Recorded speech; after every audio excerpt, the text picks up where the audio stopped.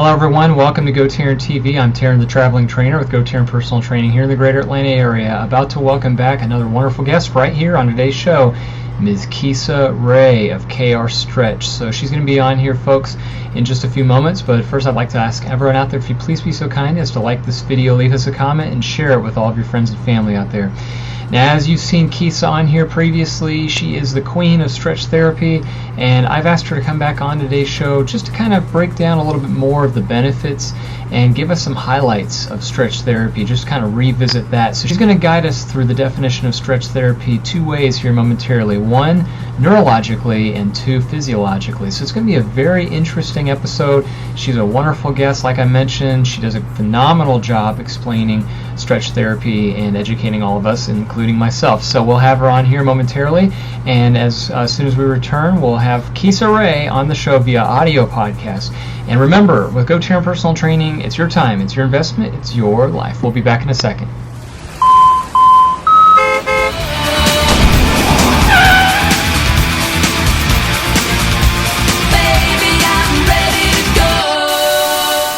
Okay, everybody, welcome back. We have returned, and we also have Kisa Raye on the line with us once again. Kisa, how are you doing out there today? I am great. How are you, Taryn? Very good, thank you, and thanks so much for coming back on.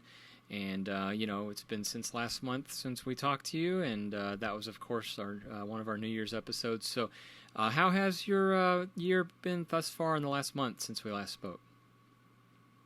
Oh, I think like everybody's, New Year's resolutions, you know, up for some changes, and a good attitude. So all is good. How about you? Very good, thank you. All of the above, much likewise. And yeah, it's just, I guess with so many things happened since we last spoke. Of course, you know, this whole coronavirus and the weird weather in Atlanta and people getting sick. So have you seen any impact from these kind of different events happening with your business, or has it not been affected too much?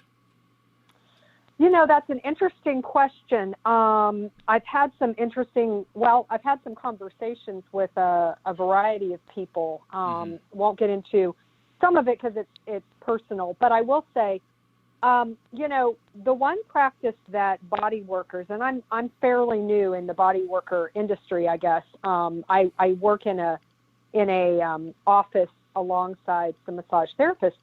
They're all extremely careful about working on people who are sick. One, it's not good for their system. You know, we don't necessarily want to kind of dredge up more inflammation or inflammatory response. And then the other thing, since it's so much personal contact, you know, we ask our clients not to come in when they're sick for the obvious reason that we don't want to lay down some more distress in their body. Yeah. Oftentimes people think it actually, you know, oh, we're going to get the toxins out, whatever. But actually it's very disruptive. So it's interesting that you asked that question, because I started thinking about just practices that I've started talking to my individual clients and putting to rest maybe a little anxiety that might be brooding in them regarding just, you know, practices that I will do within the physical space that I work, trying to kind of disinfect things and just making them feel more comfortable. But simply put, I have already educated my clients, number one, I don't want to get sick with whatever they've got coming. And so I always ask them if they have to cancel late, I'll absolutely honor, you know, late cancellation fee and all that other stuff, because it's just safe practices for my business. So we within my, I guess, industry, knock on wood, I shouldn't say it, we are managing ourselves quite well. I don't know if everybody's going to do that, and I do think that there is a level of anxiety that is growing because people are going to lose income no matter what. But I do think if we can all just, you know, sit on ourselves a little bit and realize for the greater good, you know, we will probably all fare well, and it'll be an okay thing. So yeah, to answer your question, yeah, we do that. So like, for instance, one of the massage therapists in my, you know, anyway, in the business that I work in, sent a group text and just said, I'm feeling a little under the weather. I think I'll stay home. He always does that. He's been in the bodywork business for 25 years. He says, I don't do my best work, and I don't need to make anybody sick. Not knowing whether it's a cold, whether it's strep, whether it's something that, it could linger, he stays away. And I've done the same thing because, quite honestly, you don't even feel good enough to want to, work on people. It just makes absolutely no sense. Oh, yeah, because it's physically demanding. You're right. That I would think would be very difficult to do that, but I think that's right. That's a good call that he's doing. So, that's interesting. And, like you just mentioned a few minutes ago, too, about the economy, everybody being affected. We've seen the stock market volatility, and I've heard rumors, too, about, some even fitness centers where I'm at that have put some contingency plans in case they get closed temporarily. And so you're right, Kisa. I mean, we're seeing it even here in Atlanta. So I don't know. I think it's good that you're better safe than sorry and practicing good preventative maintenance. Sounds like what you're doing. Well, and I think I hope, my prayer is that leadership and whatever that means, business leadership, whatever, that people just simply aren't anxious about making the almighty dollar, and they can sit back and just do what's good practices. I don't want to get into this too much because it's not my place to expand on the story. My daughters are both off in their own lives and professions. One of my daughters actually lives in Atlanta, and her business basically said, that they were going to change some travel that they were going to have to, that was going to be required of many of the people in the office, that they had decided to cancel the travel. Oh. And then one other thing that they're doing is simply, if you are sick, you can, or, even if you're sniffling, you can stay home and work remotely.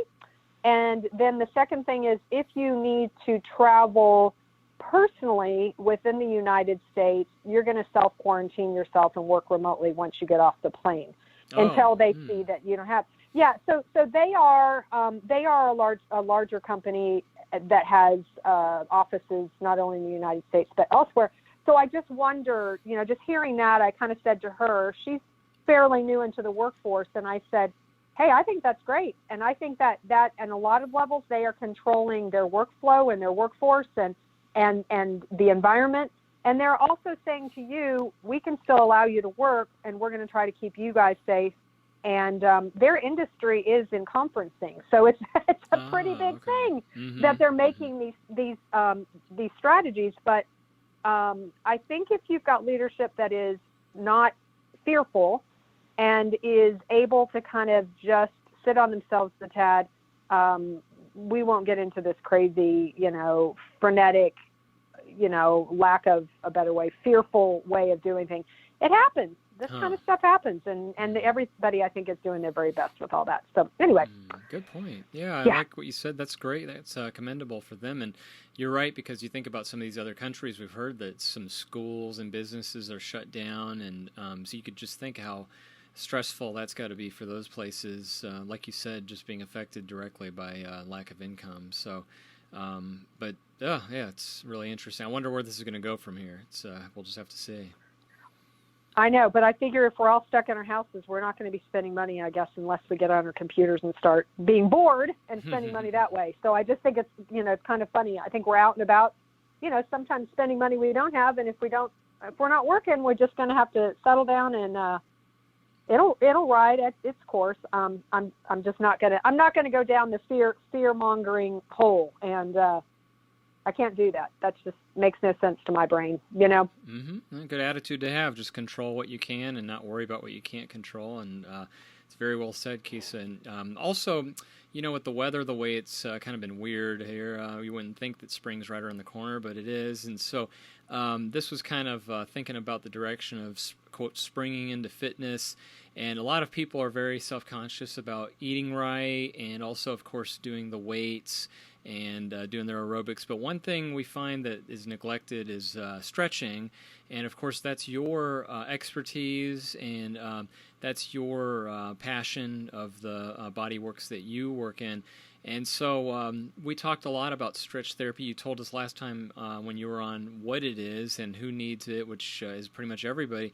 And so I guess I just wanted to go into a little bit more of the benefits of stretch therapy, and also talk about why it would be a good time right now. Here we are again into spring, and people have goals, and their 2020's on the way. So having said all that, that's a fully loaded kind of question there. But, how do you promote it, and how do you advise for people to kind of get their brains trained so that they're not missing out on their stretching needs, so to speak?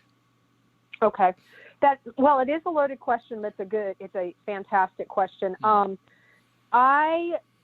I think it's this way. Let me kind of bridge it a little bit with stretch therapy and stretching and movement in general. I think they pair up well together.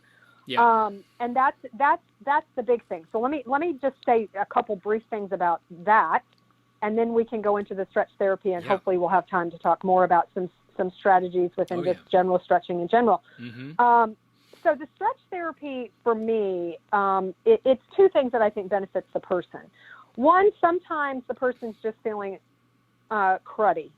Once they start exercising, or once they've ramped up their exercising or physical activity, they're trying to get back on the horse, so to speak, or they're getting on the horse for the first time, and their bodies are just reacting to all of that, all that force, all that load, all that work, whatever we want to say. And it's neurologically based, and then it's also physiologically based, and you and I could talk physiology forever, but we won't. Simply put, we've got to help the body get back to normal. Normal can be that it's still not great, but it's better than it is after working out or after physical activity. It needs some help with that. It just doesn't, fine-tuned athletes are breeding among themselves, and they still need it. And they get back to normal quite easily because they're mobile, and they're always moving, and they're always adapting, and they're always, because that's their job. And so they have this, like a car, a high-performance car, this well-oiled machine. The rest of us have to take that time. It doesn't have to be time as in, hey, you've got to do 30 minutes, 60 minutes, 75, 90, 2 hours. It just needs to be, I think, focused. And if you can give yourself 10 minutes here and there, or 5 minutes here and there to mobilize, you might see some differences. So the stretch therapy, as you experienced it, it's passive. And so for a lot of people, stretching is just not comfortable. It's just not. They'll say, oh, I can't even touch my toes. That seems to be the common descriptive. I can't touch my toes. I can barely touch my knees. Well, that does show that you're locked up possibly, you're tight, you're restrictive, but there's a lot of reasons why, and that's a longer conversation. But so I think stretch therapy allows me as the practitioner to help the person on the table explore their bodies passively. And in the passivity, what happens is if they trust me and they trust whoever else their stretch therapist is, we can see where those blockages are. We can see how the body unwinds. Now, that's a hard concept since we're talking over, we don't actually have visuals here. But what I would say is our body should be able to rotate and move.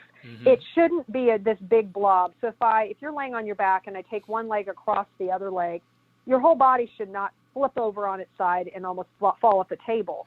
Although I do feel that, and I do see that. So that would say that maybe as I bring that long leg across the other leg, and a lot of people would say that's a hip stretch, an IT stretch, whatever, just to kind of visualize it. They might think that's all there is, but really it's all the way up the back, and it can affect the opposite shoulder to the opposite hip, and then even into the neck. So as I explore with stretch therapy, while I've got somebody on the table, I am able to kind of see how their body is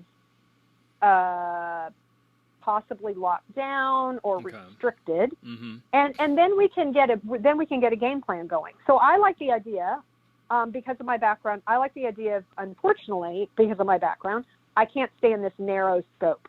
I know that I've got the Pilates in the background. I'm actually studying yoga right now. I've done other movement principle, mobility programming. I've done functional range conditioning. These are all mobility, modality principles and practices. They overlap quite a bit in concepts, but essentially, the body needs to flex. It needs to extend through the joints. They also need to, there's areas that need to rotate, and our physicality is organized in that way. So the muscles and the fascia, they work together in unison to stabilize us, but also mobilize us. That's a huge concept. But essentially, when somebody says my hamstrings are tight, I'm like, yeah, there's more stuff going on than your hamstrings. It's landed there. It's obvious there. But as I stretch, we unlock other things, and maybe it's their neck is also tight. So the stretch therapy is great. So so these are the benefits. If we can get the tissue to release, you're going to feel more relaxed. It is through the practice of proprioceptive neuromuscular facilitation. That's one of our big things. We don't do it quite the way physical therapists do it. We do try to clear some of the baby contractions that are naturally happening when we move. We move an appendage or part of the body into some stretch, and the body reacts to that. So we're trying to clear that out so it doesn't react and actually lets us open up. So there is improvement in, once we get the tissue to respond and release, and if we think all the way down to the smallest details of the tissue in the cells and in those groupings of cells, what we're also allowing to happen is better fluidity, and we're actually releasing stuff that's gummed up. The easy thing I'd say is if we could take our hand into our body and just choke off stuff, hold those blood vessels and just, like with a fist, just grab it all and just squeeze it. That's exactly what sometimes people say they feel like. They feel like inside that there's just this grip. Some people have told me they feel like saran wrap, that's incredibly uncomfortable. But what it's also doing is it's choking off circulation and nerves. So when we just continue to release and we help the body down-regulate neurologically, then guess what starts happening? Things start flowing. Things start people start feeling. And so people will say, I feel lighter. I feel like I have more energy. I feel taller. I feel like I have space. My athletes will say, I move better. I don't feel like I have to warm up quite in the same way, because what we've done is we've just kind of organized everything to happen the way it should happen. Wow. And it just happens over time, Taryn. All of us can, we all experience it with just the aging process. Sure. Because with aging, a lot of times what happens is people are just not moving and exercising, or they're not as physically active. A lot of them have big jobs. They travel a lot. They sit a lot. I mean, I'm sure you have a ton of clients that's all you're talking about. It's like, can you just stretch? Can you just put it on your timer on your phone to get up every 45 minutes and stretch for 10? I mean, exactly. I'm sure you've had those, those kind of conversations with your clients. So the stretching improves, like for an athlete, it improves performance. It improves recovery because it actually speeds it up. And that's neurological. It doesn't mean that you're not going to have to recover. It just means that we're going to try to get you back physiologically, neurologically, so that your body has a chance. Sure. Improves your sleep, down-regulates and improves your stress levels. I have a couple of executives that I work with when they're in town. They love how it makes their body feel, but guess what? They're high-functioning type A personalities that soldier through their days. And simply put, I'm just like, we're going to sleep good tonight. And they're like, I love it. And they always come back to me and they're like, you know what? I love the way this makes my body feel, but I am so appreciative to good, deep sleep. Because they sleep, but again, they're in, just like with what we just talked about at the very beginning. I can't imagine what these leaders of companies are now starting. Are they sleeping? Probably not. Exactly. like you said, responsibility of their employees' safety, responsibility of their employees' jobs, responsibility of the company moving forward. That's a lot to shoulder. And if I can do my part and keep it lighthearted and let them explore and educate them in the process and say, hey, if nothing else, can you breathe for me? So breath is the other thing, that sometimes happens. I forgot my, hold on. I'm going to try to put myself on airplane. So sorry. No, it's okay. It just dropped. All of a sudden, I was like, "Oh my gosh!" Sorry no about worries. that. No, you're fine. It's okay. Yeah, it's still recording. You're okay. Okay. Okay. Luckily for editing, right? Exactly.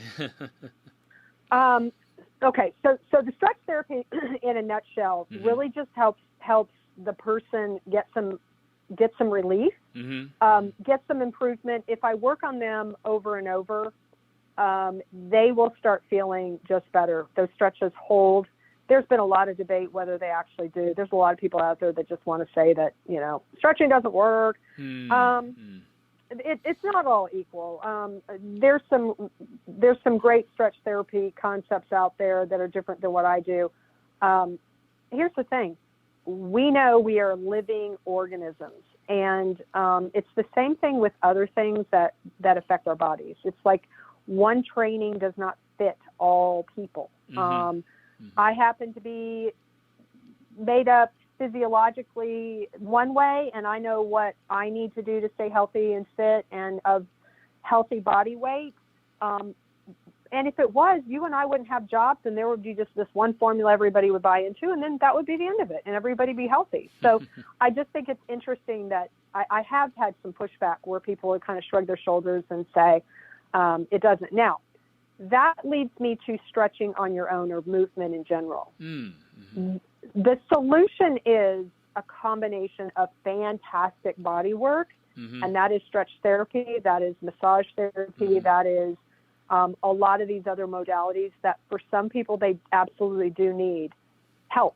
They can't get there on their own. It may be that actually stretching on their own, whether it's like a formalized led super stretch class at a yoga center or a beginner yoga or a beginner Pilates or any of the other movement, it's still too painful for them. They just are so compressed that they can't quite get through that. It feels disastrous. It feels like I'm breaking myself, I'm hurting myself, and this can't be good for me.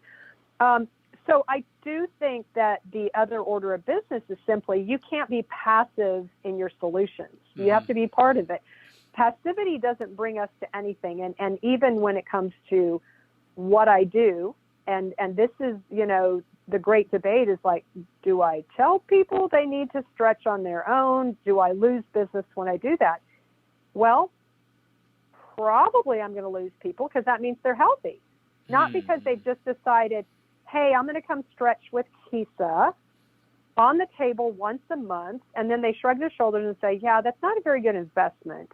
And I'm like, you see me for 90 minutes once a month, and what else do you do for your tissue? And that's the big, it is exactly the same thing with what I used to deal with when I personal trained, just like you, and people had these extreme, not even extreme health goals.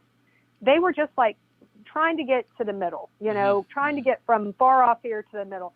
And they're like, why is this not happening? And I'm like, there has to be some intention. There has to be some focus. You've got to maybe plan it. Yep. But stretching doesn't have to be that way. So stretching to me is movement. And when I deal with my barbell gyms, I do some consulting sometimes, and I work with some personal trainers that I've known forever that pick my brain about things. I'm like, and I'll explain this, but I tell them a lot of times with barbell gyms, and that's CrossFit as well, is a lot of what they're doing is sagittal plane work, which is just forward and backward motion. They're flexing and extending the spine, but they're moving in this front to back, forward, back, forward, back. And I'm like, what if you take them, diagonal, like a pattern diagonal? What if in that diagonal or that lateral you rotate? You know, you rotate this, and you pull one arm back and press one arm forward and rotate that rib cage and that trunk region so they spiral. You know, so again, stretching can be within the workout. Good point. As opposed to like dynamic movement. That is what Pilates is, and that is what yoga is. It's dynamic movement. It's there are places where there is stability in work, meaning there is structural stabilizing recruitment of muscle, and then there is a flow that actually opens. There's places within a pose or a movement pattern that definitely activate stability, but then in other places it's activating or requiring mobility or movement. So the stretching to me does not have to be as difficult in nature. I always tell people, I'm like, so take a stretch. I said, take a stretch, and usually they talk about, touching their toes. And I'm like, that's not where you start. Maybe you start on your hands and knees in what we refer to as a quadruped or a tabletop position. And maybe all you need to do is mobilize your spine. And maybe before you start doing a cat or a cow, like an arch or a tuck in the back, maybe you mobilize the pelvis first and just the hips. And maybe you just arch and touch the low back and see if if you can tuck your tail and your sit bones under, and then you can reach them up to the sky, and you can see if you can just gently move through those. I call it moving in the margins of comfort. And those margins increase as the movement gets more supple and the tissue gets warmed up.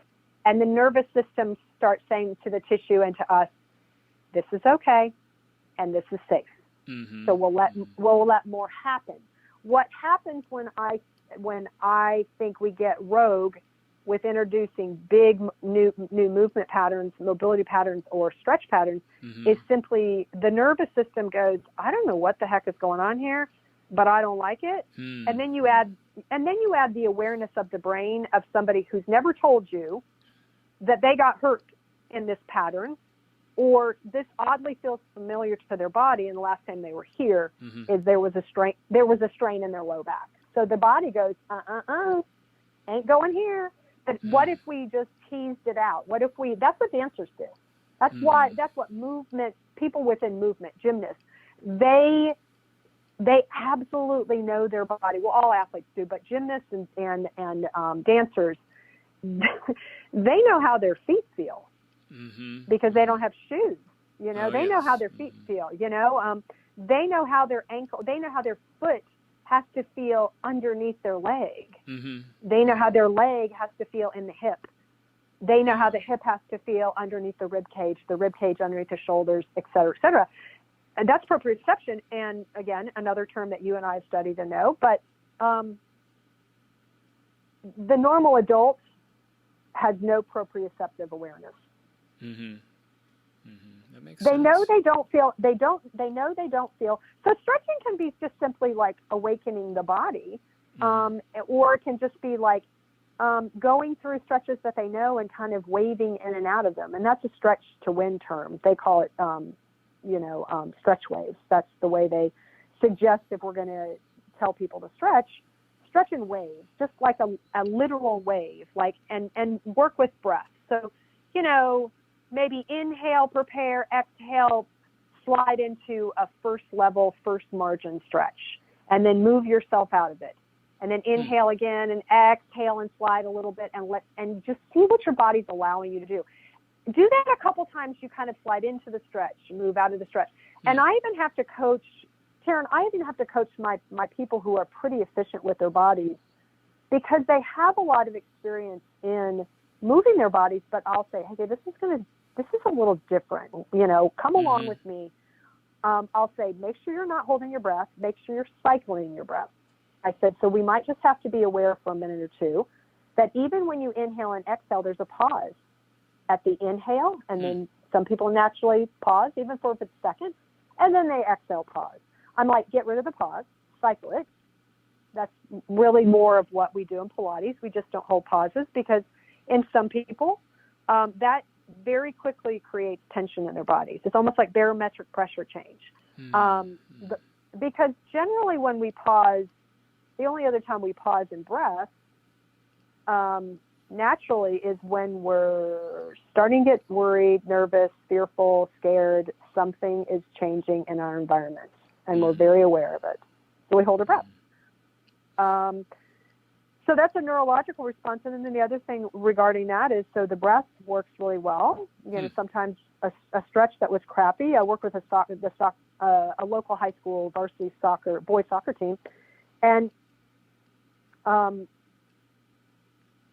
trying to teach them these concepts, and they are begging for me to do more with them because they know they work really hard in practice and on the field when they're playing games. And when I come out to the field, they're like, "Are you staying for after? And are you going to let us stretch?" I don't touch them. I just guide them. And for whatever reason, they get so much more out of it when I'm there. It's focused. It's directed. We work on breath. They want to chit chat and talk and goof around. And I'll just say, okay, for, 15 minutes, give yourself this gift. Let's start breathing. And then let's go into your typical soccer stretches. And then we add some little things to it. But the stretching needs to be every day. And I think the interesting thing about stretching is I heard somebody, and I can't even tell you who, because I think this is a quote that's out there now. Movement is medicine. And I think there's a lot of people spending a whole lot of money, and quite honestly, their tissue's just tight. It's not that they're really broken. There certainly are interventions that need to be made. I'm certainly not telling somebody not to go and get a diagnosis or get an evaluation, because absolutely that will just calm you down if nothing is discovered. But movement is medicine, and that means it helps hydrate the body. When we move all the way down to the cells, the movement allows the fluids and the water to move through the cells. And we know water is a catalyst. Water is a, part of neurotransmission. It is important. It's not just what we think we drink and it's hydration, quote unquote. It is, but it's how the cells operate. They need the water to move in and out. So movement is why we feel better, because it allows everything to do its job and be transported and moved. And when we don't move and we sit, we get stagnant. And all the way down to the cellular level, things just don't get what they get, because movement pushes things throughout the body. Wow, very well said, Kisa. I like that. That's a great theme with movement is medicine, and you explained it so elaborately there and very nicely, and that 30 minutes just flew by so quickly. I can't believe how time went by so fast. Thank you so much for helping us out and being able to define it. And it seems like we can just continue on with more topics here with the fascinating field of stretch therapy. Kisa, before I let you go, I want to thank you so much for your time, but also please go ahead and let's plug your contact information for anybody out there who wants to learn more about it and get to know you better too, please.